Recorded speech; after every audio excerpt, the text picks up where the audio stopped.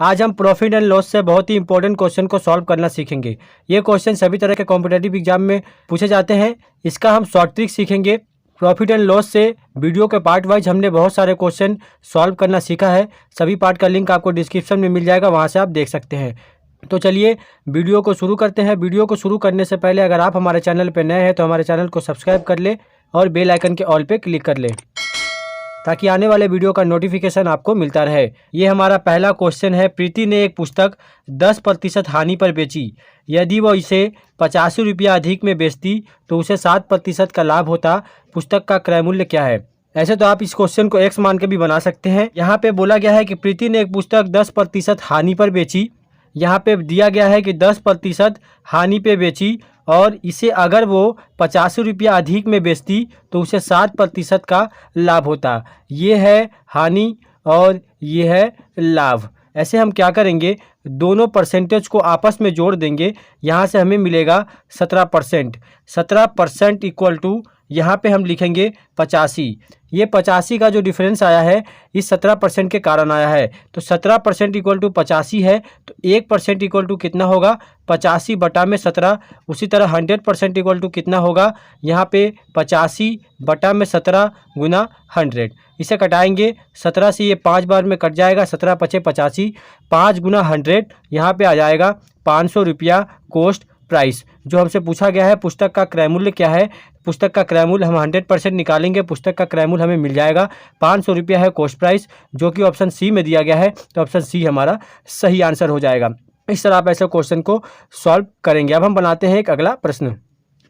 इस क्वेश्चन में बोला गया है कि मीना अपनी घड़ी 5% हानि पर बेचती है। यदि वह उसे 27 रुपया अधिक में बेचती तो उसको 7% का लाभ होता। तो घड़ी का क्रय मूल्य कितना है? 5% यहाँ पे दिया गया है हानि और 7% यहाँ पे दिया गया है लाभ। हम क्या करेंगे, दोनों परसेंटेज को ऐड करेंगे तो यहाँ हमें मिलेगा 12%। इस 12% को हम 27 से इक्वल कर सकते हैं क्योंकि इस 12% के कारण ही इस 27 रुपये का डिफरेंस आया है। तो 12% इक्वल टू 27 रुपया अगर है तो 1% इक्वल टू 27 बटा में 12, 100% इक्वल टू 27 बटा में 12 गुना 100। इसे हम कटा सकते हैं।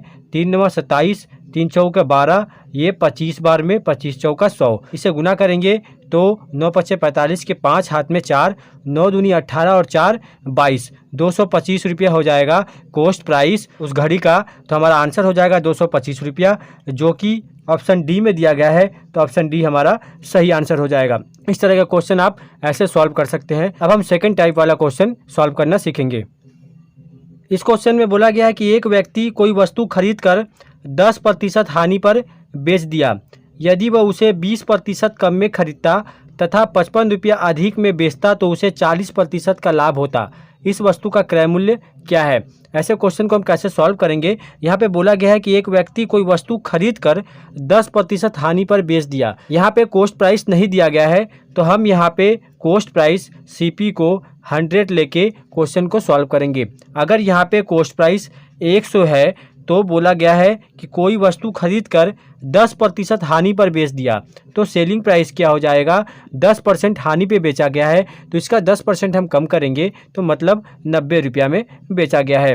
100 रुपया में खरीदा गया था, 90 रुपया में बेचा गया है तो यहाँ पे 10% की हानि हुई है। दूसरे लाइन में क्या बोला गया है? यदि वह उसे 20% कम में खरीदता, मतलब कि इस कॉस्ट प्राइस से अगर वो उसे 20% कम में खरीदता तो कॉस्ट प्राइस क्या होता? कॉस्ट प्राइस हो जाता यहाँ पे 80 रुपया। अगर हम इसका 20% कम करेंगे तो 80 रुपया हो जाएगा। 55 रुपया अधिक में अगर बेचता, अगर उसे 80 रुपया में खरीद के 55 रुपया अधिक में बेचता तो उसे 40% का लाभ होता। किस पे 40% का लाभ होता? इस कॉस्ट प्राइस पे उसे 40% का लाभ होता।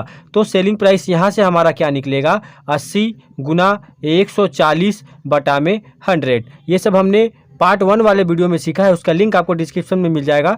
वहाँ से आप देख सकते हैं कि कॉस्ट प्राइस से सेलिंग प्राइस कैसे निकालते हैं और सेलिंग प्राइस से कॉस्ट प्राइस कैसे निकालते हैं। तो इसे हम कटा लेंगे। ये जीरो कट जाएगा और ये जीरो कट जाएगा। यहाँ पे बचेगा 14 और 8। तो 14 8 कितना होता है? 14 8 होता है 112। तो यहाँ पे हो गया है सेलिंग प्राइस 112 रुपया। अगर वो 100 रुपया में खरीदता, 10% हानि पे बेचता तो सेलिंग प्राइस होता 90 रुपया, पर उसने 20% कम में खरीदा है, मतलब कि इस कॉस्ट प्राइस से उसने 20% कम में खरीदा है, 80 रुपये में खरीदा है। इस 80 रुपये पे उसे 40% का लाभ होता। तो 40% का लाभ अगर हम यहाँ से निकालेंगे तो 112 रुपया हो जाएगा सेलिंग प्राइस। इन दोनों सेलिंग प्राइस में क्या डिफरेंस है? 55 रुपये का डिफरेंस है, क्योंकि यहाँ पे बोला गया है कि 20% कम में खरीदता तथा 55 रुपया अधिक में बेचता तो उसे 40% का लाभ होता। इस सेलिंग प्राइस में और इस सेलिंग प्राइस में हमें कितना डिफरेंस मिलेगा? 55 रुपये का डिफरेंस मिलेगा। तो 112 माइनस 90 करेंगे, ये सेलिंग प्राइस 112 और ये 90 करेंगे, इन दोनों को माइनस करेंगे तो हमें यहाँ पे मिल जाएगा कितना? 55 रुपये का डिफरेंस मिलेगा।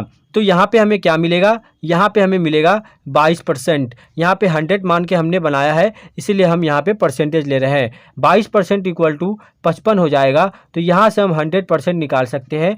तो 100% क्या होगा? 55 बटा में 22 गुना 100, ये हो जाएगा। इसे हम सॉल्व करेंगे। 11 दूनी 22, 11 पचे 55 और ये 2 से 50 बार में कट जाएगा। तो यहाँ पे आ जाएगा हमारा 250 रुपया। 250 रुपया हो जाएगा कॉस्ट प्राइस उस वस्तु का। तो हमारा आंसर क्या होगा? हमारा आंसर हो जाएगा ऑप्शन बी, जिसमें 250 रुपया दिया गया है। तो इस तरह आप ऐसे क्वेश्चन को सॉल्व करेंगे। ये क्वेश्चन बहुत ही इंपॉर्टेंट है। अगर एक्स मान के आप इसे सॉल्व करेंगे तो वो बहुत ही लंबा मैथड होता है। तो अब हम बनाते हैं एक अगला प्रश्न। इस क्वेश्चन में बोला गया है कि एक व्यक्ति एक मेज को 10% के लाभ पर बेचता है। यदि वह उसे क्रय मूल्य के 5% कम मूल्य पर खरीदता और 80 रुपया अधिक में बेचता तो उसे 20% का लाभ होता। तो मेज का क्रय मूल्य कितना है? हम यहाँ पे कॉस्ट प्राइस लेके चलेंगे 100। 10% लाभ पर बेचता है तो सेलिंग प्राइस यहाँ पे क्या होगा? 110 रुपये का हो जाएगा। सेकंड कंडीशन क्या है? बोला गया है कि यदि उसे क्रय मूल्य के 5% कम मूल्य पे खरीदता, इससे 5% कम मूल्य पे अगर खरीदता तो कॉस्ट प्राइस क्या होता? हम 100 से 5 को माइनस करेंगे तो हमें यहाँ पे मिल जाएगा 95 रुपीज़ हो जाएगा यहाँ पे कॉस्ट प्राइस। बोला गया है और 80 रुपया अधिक में बेचता तो 20% का लाभ होता। इस कॉस्ट प्राइस पे अगर 80 रुपया अधिक में बेचता तो 20% का लाभ होता। तो सेलिंग प्राइस हमारा क्या हो जाएगा? 95 पे हम 20% बढ़ा देंगे तो 120 बटा में 100 करेंगे। इसे सॉल्व करेंगे, 0 0 कट जाएगा। यहाँ से 2 छक 12, 2 पचे 10, 5 से कटाएंगे तो 5 एकम 5, यहाँ पे 45, 5 9 45, यहाँ पे बचेगा 19 और 6। इसे गुना करेंगे तो हमें यहाँ पे मिलेगा 114। एक सेलिंग प्राइस हमें यहाँ से मिला है 110 रुपया और एक सेलिंग प्राइस हमें यहाँ से मिला है 114 रुपया। इन दोनों का डिफरेंस कितना होगा? 80 रुपया होगा। तो 114 माइनस 110 इक्वल टू 80 रुपये का डिफरेंस यहाँ पे हमें मिलेगा। तो इन दोनों को माइनस करेंगे तो हमें यहाँ पे मिलेगा 4% इक्वल टू 80 रुपया। तो यहाँ से हम 100% निकाल सकते हैं। 80 बटा में 4 गुना 100, इसे सॉल्व करेंगे, ये 20 बार में कट जाएगा तो यहाँ पे आ जाएगा 2000 रुपया। ये हो जाएगा उस मेज का क्रय मूल्य। ऑप्शन सी में दिया गया है तो ऑप्शन सी हमारा सही आंसर हो जाएगा। ये क्वेश्चन बहुत ही इंपॉर्टेंट है और सभी तरह के कॉम्पिटिटिव एग्जाम में ऐसे क्वेश्चन पूछे जाते हैं। इस तरीके से आप बहुत कम से कम समय में आप इस क्वेश्चन को सॉल्व कर सकते हैं।